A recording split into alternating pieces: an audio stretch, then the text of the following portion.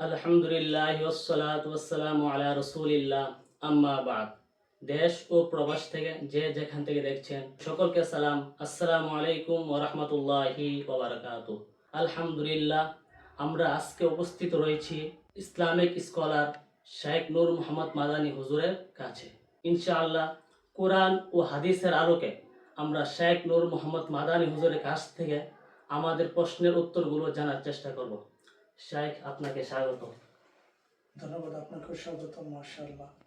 জি, ইনশাআল্লাহ আমরা কোরআন ও হাদিস থেকে আমাদের দর্শকদের প্রশ্নোত্তরগুলো সমাধান দেওয়ার চেষ্টা করবো ইনশাআল্লাহ। তো আপনার কাছে আরেকটি প্রশ্ন জানতে চাই যে আমাদের পুরুষরা বা মহিলারা যে এতেকাফ করবে, আপনি এতেকাফের বিষয় বলেছেন, তো এতেকাফের মধ্যে বসে তারা কি কি আমল করবে বা কোন আমলটা তাদের জন্য খুব ফজিলতপূর্ণ বা বরকতপূর্ণ হবে, এই বিষয়ে যদি আপনি কিছু মুখতাসার বলতেন।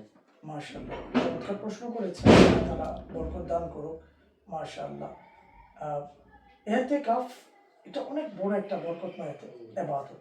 আপনি একটু আগে আমরা হাদিস শরীফ থেকে আমরা জেনেছি ফজিলত কি, বরকত কি।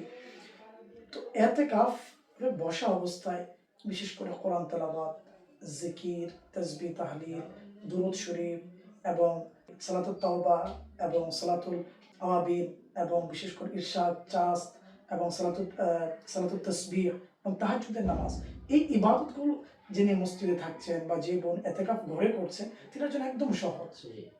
সারাক্ষণ তিনি যদি জিকির করেন, কোরআন তেলাওয়াত করেন, তাসবিহ তাহলিল পড়েন এবং বিশেষ করে ইস্তেগফার বেশি বেশি পাঠ করেন। বিশেষ করে ইস্তেগফার তো অনেক ফজিলত। আর রমজান মাস তো নিজের গুনাহগুলো ক্ষমা করানোর সময়। তো রমজান মাসে যেন বিশেষ করে যে ইবাদতগুলোর কথা বললাম, কোরআন তেলাওয়াত, জিকির, তাসবিহ তাহলিল এবং দুরূদ শরীফ, এগুলো পড়ার পাশাপাশি যেন বেশি পরিমাণে ইস্তেগফার করি। বেশি পরিমাণে ইস্তেগফার পাঠ করা, নিজের গুনাহের জন্য চোখের পানি ছেড়ে ছেড়ে দিয়ে আল্লাহর কাছে কান্না করা এবং বেশি পরিমাণে কোরআন তেলাওয়াতের নাজিলের মাস, যেন কোরআন তেলাওয়াত বেশি বেশি পরিমাণে করি এবং যেন নিজেকে সমস্ত পাপাচার থেকে, গুনাহ থেকে মুক্ত রেখে আল্লাহ সুবহানাহু ওয়া তাআলা ইবাদত বন্দেগী করতে পারি।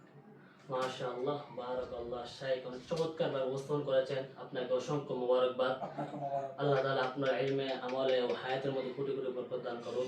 আসসালামু আলাইকুম ওয়া রাহমাতুল্লাহি ওয়া বারাকাতুহু। ওয়া আলাইকুম আসসালাম।